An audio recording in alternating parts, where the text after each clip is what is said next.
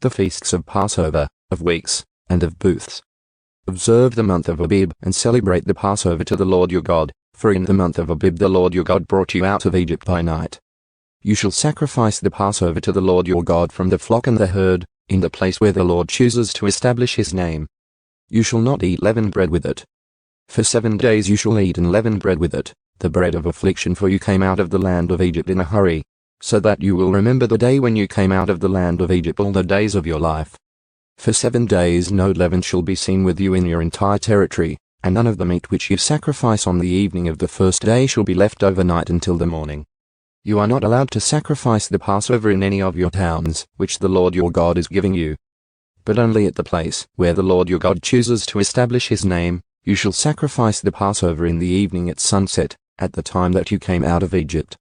You shall cook and eat it in the place which the Lord your God chooses. In the morning you are to return to your tents. For 6 days you shall eat unleavened bread, and on the 7th day there shall be a festive assembly to the Lord your God. You shall do no work on it. You shall count 7 weeks for yourself.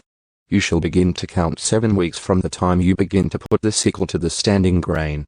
Then you shall celebrate the Feast of Weeks to the Lord your God with a voluntary offering of your hand in a proportional amount, which you shall give just as the Lord your God blesses you.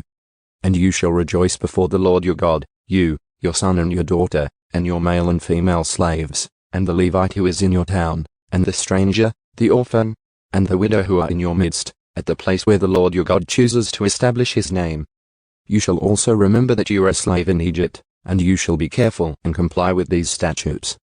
You shall celebrate the Feast of Booths for 7 days when you have gathered in from your threshing floor and your wine vat. And you shall rejoice in your feast, you, your son and your daughter, and your male and female slaves, and the Levite, the stranger, the orphan, and the widow who are in your towns.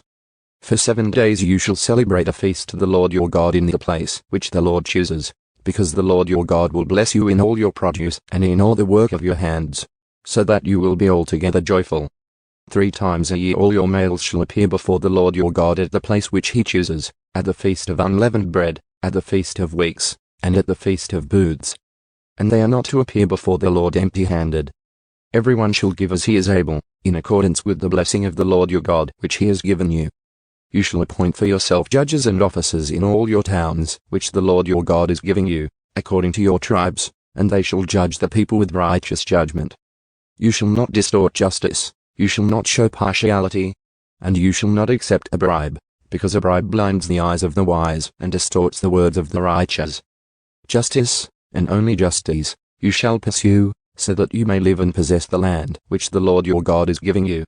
You shall not plant for yourself an asherah of any kind of tree beside the altar of the Lord your God, which you shall make for yourself. And you shall not set up for yourself a memorial stone, which the Lord your God hates,